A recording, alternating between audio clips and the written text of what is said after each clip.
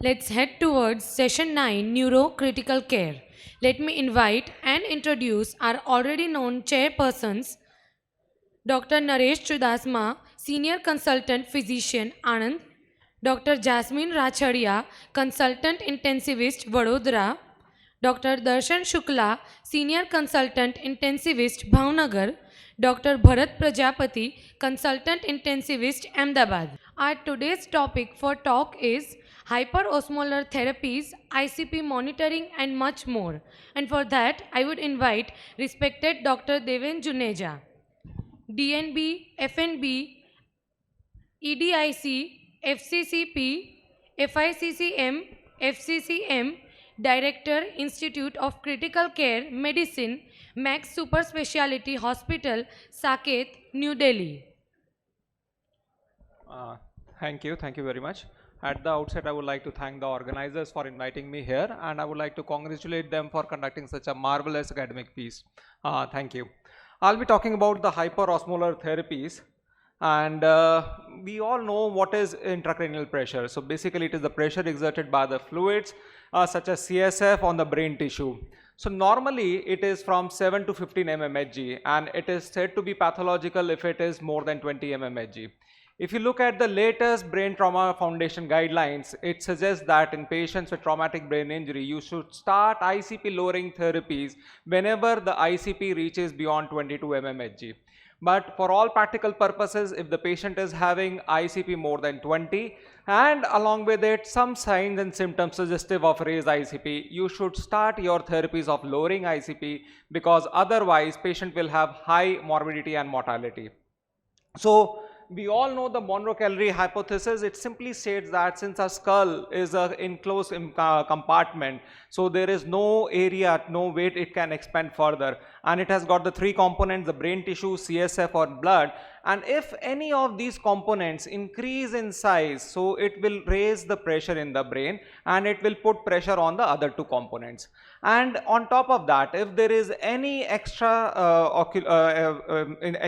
mass lesion inside the brain, that will also exert some pressure and it will also increase the ICP. Another very important component which we all must try to remember at any given point of time is the cerebral perfusion pressure. So not only the value of intracranial pressure is important, what is also important is the cerebral perfusion pressure. In any patient you feel that the patient is having raised ICP, you should try to increase the MAP, because the cerebral perfusion pressure depends on the MAP. So MAP minus ICP is the cerebral perfusion pressure, and at any given point of time you should try to keep it above 60, and that should be the target, otherwise it will lead to brain hypoxemia. As an intensivist, many a times, or rather all the time, the primary insult has already happened while the patient comes to us in our intensive care units. So as an intensivist, our job is to prevent the second injury to the brain. And how we can do that is by avoiding ischemia, avoiding hyperthermia, and avoiding hypoxemia in our patients. So there are certain signs and symptoms, but you must remember that there is no single sign or symptom by which you can definitely say that yes, this patient has got raised ICP. And in our ICU patients, many of times they are on invasive mechanical ventilations, so these signs and symptoms may not be typically present, and especially when we are giving them so many drugs, many of these signs and symptoms may overlap with the drug toxicities or drug adverse effects. But patient may present with symptoms of headache, vomiting, typically without nausea. Headache, if the patient is coming to your OPDs, then the patient will have an early morning headache which will be progressive in nature. But this typical finding may not be present in your ICU patient. Presence of ocular paresis, altered mental status. So patient who is already there in your ICU now suddenly shows a worsening of sensorium, develops seizures. So then you should always keep the possibility of raised ICP in mind.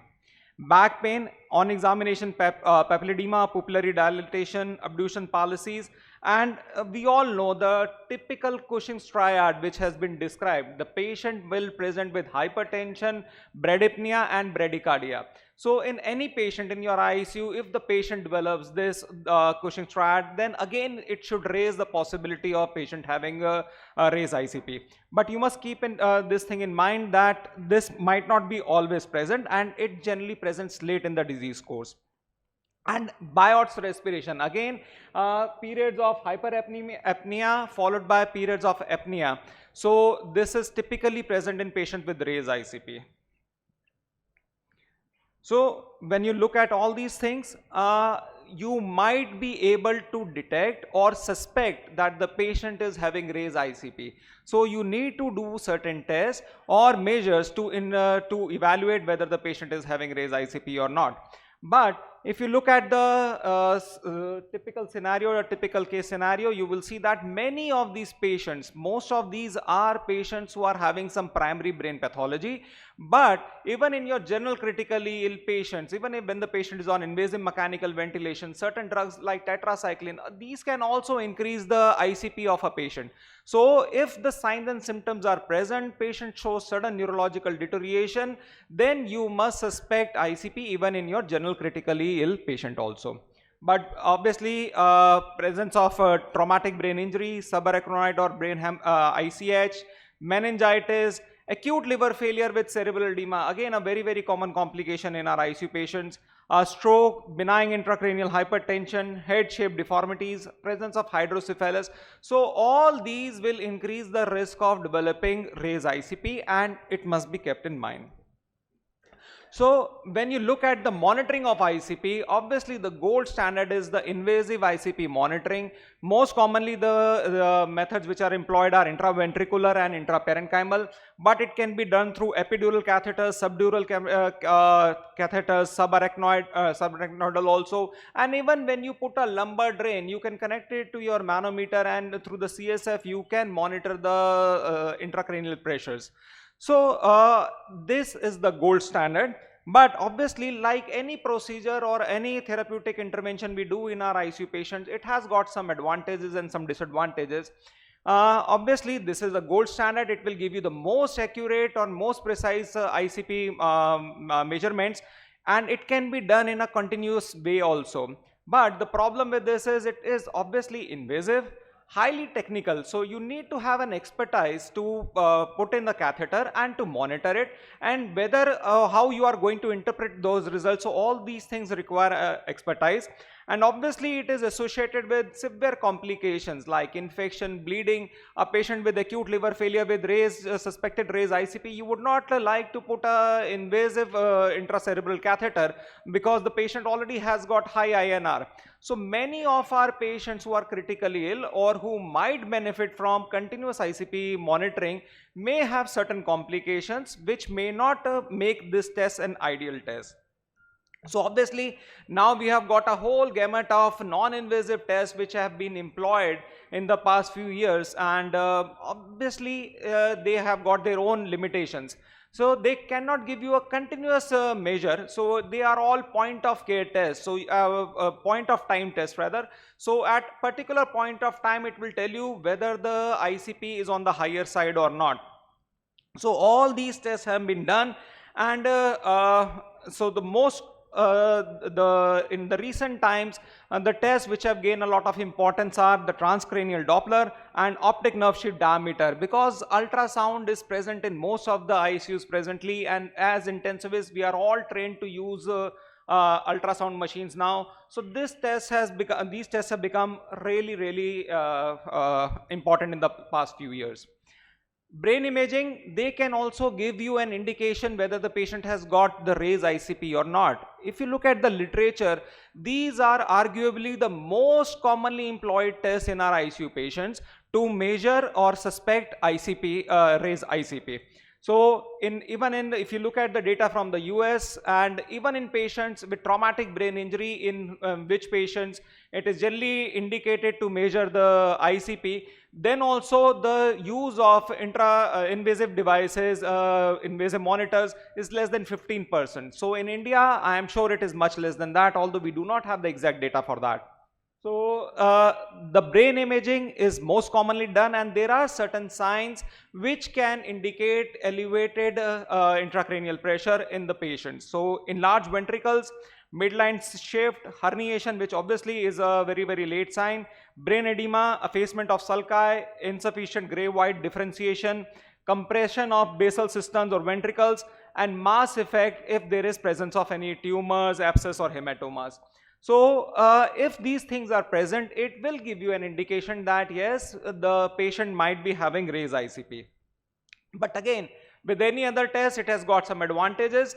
It can be useful in determining the cause of raised ICP. In any patients you are suspecting raised ICP, you have to get a CT or an MRI of the brain done, because most of the causes which we have discussed earlier are related to the brain pathology. So you have to get a test done, so it will tell you the cause also. Obviously it is non-invasive, it had got good accuracy. So most of the studies have shown that it has got a sensitivity above 90, sensitivity and specificity above 90%. MRI will be able to detect raised ICP, signs of raised ICP earlier. CT will take a little longer. Obviously, if you do an MRI, there are certain contraindications of doing MRI. If the pacemakers are present, or if there are any prostheses, then you might not want to do an MRI, then you might have to do a CT. So obviously, there are certain limitations with these tests also. These are again non-specific, and you need, especially for MRI, you need a proper interpretation of the reports. Then only you might be able to diagnose raised ICP. Again, as I told you, it is a point of time test, and many of the patients are not in a condition to be shifted down or shifted to your CT or MRI rooms, and so that is again a limitation. So that's why bedside tests have become very popular, and in most of the advanced neurological centers, these tests are very commonly employed. Transcranial Doppler is one such test, and it can be done at the bedside of the patient just using your ultrasound machine, and it has got a lot of clinical applications. It can also give you an idea of CPP, cerebral perfusion pressure, which is also called non-invasive cerebral perfusion pressure. It can give you an idea of that. Obviously, advantages are it is a bedside, non-invasive, relatively inexpensive, and it can be done repetitively. So at any given point of time, even if you want to do a test 2 or 3 times in a day, you can get the test done twice or thrice a day also. But again, it is a point of time test. It will only tell you that the patient is having raised ICP at that particular point of time, and it is highly operator dependent. So you have to be really good at it before you are doing or interpreting the results of transcranial Doppler. In many patients, again, if the skull thickness is the skull thickness is high, or if the patient has got traumatic brain injury with lot of bandages and all, you might not be able to perform these tests. And interpretation of this test is based on the age and sex of the patient also. So you have to take all those things keep all those things in mind when you are interpreting such a test. And like they say, the eyes are the window to the soul, or in our case, eyes are the window to the mind. There are so many tests recently which have been developed which can help us in determining the pressures in the brain by looking at the eyes. Obviously, papillary edema and those are indications of raised ICP, but there are more specific tests which can give you an idea of raised intracranial pressure when you look at the eye. So optic nerve sheath diameter distension is again a very commonly employed test. Now if you look at the previous last 5 or 10 years, so many papers have started coming up, and this can be done easily at the bedside of the patient with using your ultrasound machine. And you have to measure the optic nerve sheath diameter 3 mm below the eyes. I'm sorry. So again, it has got a short learning curve. It can be performed by intensivists. We are doing it very regularly in our institute, and another advantage is the distension of the optic nerve sheath happens very quickly. So whenever the patient develops raised ICP, it can the changes can be appreciated within minutes. So it can tell you about acute increase in ICP also. But again, the problem with this test is cutoffs are still not very well defined. Earlier, it was suggested that raised ICP is present if the the diameter is more than 4.5 to 5 mm. But now it is suggested that it should higher cutoff is better. So up to 5.7, 5.75 is what is generally being suggested. But still, it is a developing test. So maybe we will get more meaningful values once we get used to this particular test.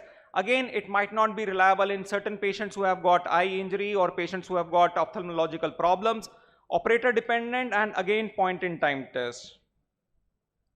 So now with all these tests, you can determine whether the patient is having raised ICP or not. In our institute, what we do if the patient is developing signs and symptoms of raised ICP, we do ONSD, and if ONSD is more than 5.7, then we suspect raised ICP and subject the patient for a CT scan or MRI, and then we take the further action. So it can be ONSD we are using presently as a screening tool, because obviously taking every patient down to the CT or MRI is simply not possible. So we do a screening test in which we employ ONSD. If it is on the higher side, then we take the patient for CT or MRI and make a diagnosis of raised ICP. So stepwise approach is what is recommended for lowering the ICP, and obviously sedation, analgesia, so you try to reduce the pressure in the brain. That is the step one. If required, put the patient on invasive mechanical ventilation, BP and temperature control, head up position, that is around 30 to 45 degree. So you have to keep the head up of the patient, and all these are covered in the step one. So a lot of debate has been there for hyperventilating these patients, but again, when you must keep this in mind that when you are hyperventilating the patient, you do not bring the PCO2 as low as to 25, keep it between 30 to 35. It can help you on the short term basis only. So it should not be done for a prolonged period, it should be done for short periods of time, because you must keep this thing in mind. When the patient is hyperventilating, it will cause a vasoconstriction in the brain. So the blood supply to already damaged brain tissue will be hampered. So if you keep it for a prolonged period, you might be doing more harm.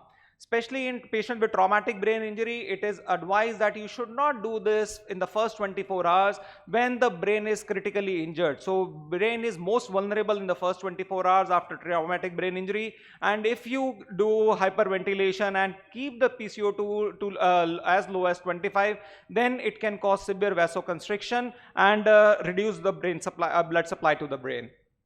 So if with the step one, if you are unable to keep your ICP below 20, then you must go to step 2, which is the osmotherapy. This can be done by using mannitol, which is has been traditionally the agent of choice, but now in the last few years, a lot of data has come up regarding hypertonic saline, and that is what is increasingly being used by neurologists and interventional intensivists across the globe. And if even after multiple boluses of using osmotherapy, if the blood ICP is still on the higher side, more than 20 to 25, then you might want to take in a surgical opinion, and you might want to put the patient in barbiturate induced coma, or do a burr hole or a craniotomy, or even putting a lumbar drain and draining out the CSF. But again, whenever you do a CSF or put a lumbar drain, you have to be very, very cautious, because rapid decrease in ICP may be injurious to your patient. So you have to be very, very cautious. So talking about the osmotherapy, so mannitol and hypertonic saline is both of them have got similar mechanism of action, and so it will increase the plasma osmotic pressure, which is a dose dependent effect. So that's why it is very, very important to put the doses properly for these patients, and it will by this effect, it will draw the brain water out from the brain tissues, and it will reduce the swelling in the brain, so thereby reducing the ICP. Another mechanism of action is that by drawing, the similar action will also be having not only on the brain tissue but other organ systems of the body also, and it will increase the intravascular volume, reduce viscosity of the blood and by causing hemodilution, and it will increase the cerebral perfusion and oxygen delivery to the brain tissue. Mannitol, as we all know, is an osmotic diuresis, and it will also increase free water clearance. Again, it is and that will also increase the plasma oncotic pressure, but this might lead to hypovolemia. So you have to be really cautious when you are using mannitol in patients who is already hypovolemic. And hypertonic saline has also shown to have another mechanism of action, which is by modification of RBCs, which will further reduce the red blood viscosity, and that will also increase the cerebral perfusion and oxygen delivery. So what we are generally worried about is the dose. Dose is almost 1 to 2 ml per kg boluses. For hypertonic saline, 3% is what is available with us, but other dilutions are also available across the globe. So 1 to 2 ml per kg, and it can be repeated every 4 to 6 hours if you are unable to maintain your target ICP. And onset of action is also similar. It happens within minutes, but it is suggested that maybe hypertonic saline has got a even quicker onset of action, and the action lasts for 4 to 6 hours. That's why you can repeat the dose if required after every 4 to 6 hours. And there is a 23.4% hypertonic saline available in US. It is not available in India. It can be used only by neurologists or intensivists in special situations when you drastically want to bring down the ICP of a patient in an emergency condition, and 30 ml IV push has been recommended for that. Always keep this thing in mind. 3% saline has to be given through a central line or a large bore IV cannula, either an EJV. Mannitol can be given for short periods of time through a peripheral line, but again, both of these are hyperosmolar agents, so you have to preferably use a central line or thick bore cannula when you are using it. AKI is a real danger whenever you are using mannitol. Incidence is around 10 to 15% when you are using mannitol. Again, this is a concentration dependent effect. So ideally you are supposed to monitor the concentration of the mannitol, but it is not possible. And what you need to monitor is the osmolar gap. So it correlates better with the serum concentrations of mannitol, and that is what is recommended. Just 2 more minutes. And to keep the osmolar gap to less than 20 milliosmoles per kg, and serum osmolarity, which we used to more commonly measure, the target should be less than 320 for serum osmolarity. Again, keep a close watch on the urine output and the intravascular status. When you are comparing both mannitol and hypertonic saline as the agent of choice, this was a recently published Cochrane review published in 2020, which included 6 trials with a head-to-head comparison with mannitol and hypertonic saline. Some studies did show that maybe the mortality and the long-term outcomes may be good with, maybe better with hypertonic saline, but it was not statistically significant. So neurological outcomes or mortality does not differ much when you use either of the two agents. But as we have already seen that hypertonic saline may be a slightly better option because it is safe in patients who are hypovolemic, causes less renal injury, advantageous even if you have given mannitol and patient has failed therapy with mannitol, more robust and durable ICP reduction, better cerebral perfusion and quicker onset of action. So these may be advantages when you are using hypertonic saline. For mannitol, as I told you, in emergency situation it can be given through a peripheral line, less chances of chloremic metabolic acidosis, lesser risk of hypernatremia and lesser risk of CPM, central pontine melanosis, when you are using mannitol.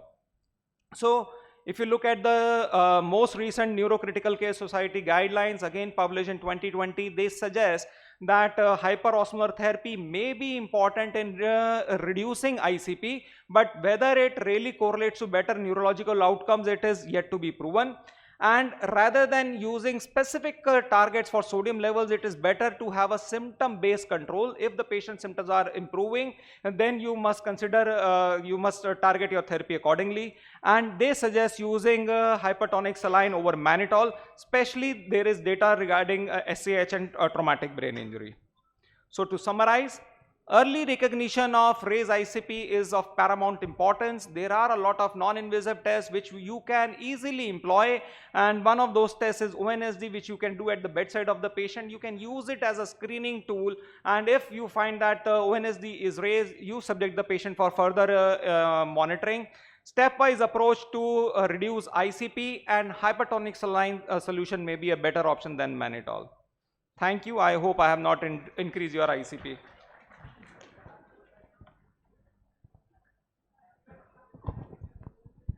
Thank you, Dr. Deven Juneja, sir, for such a nice and informative lecture on hyperosmolar therapy in raised ICP. Thank you. Any questions? Thank you, Dr. Juneja. I would like to say, when we see the optic nerve sheath diameter, and many times we say the diameter is more than 6 mm, so we said this patient might be having a raised ICP, but patient is normal. So in that case, we used to compare with the opposite eye. So in that case, that give idea. The opposite side is also 6, and this side is 6. This is more of a normal, but opposite side is 4 mm, and this is 6. Then considered to be a raised ICP. Exactly. So compared to the opposite optic nerve sheath diameter is very helpful. So you have to, when you're doing an ONSD, you have to measure the ONSD for both the eyes, and at least 2 to 3 readings to be taken, and an average of those 2 to 3 readings should be taken as your ONSD. That is what is recommended. Thank you. Anybody have any questions? I would thank our chairpersons for their presence.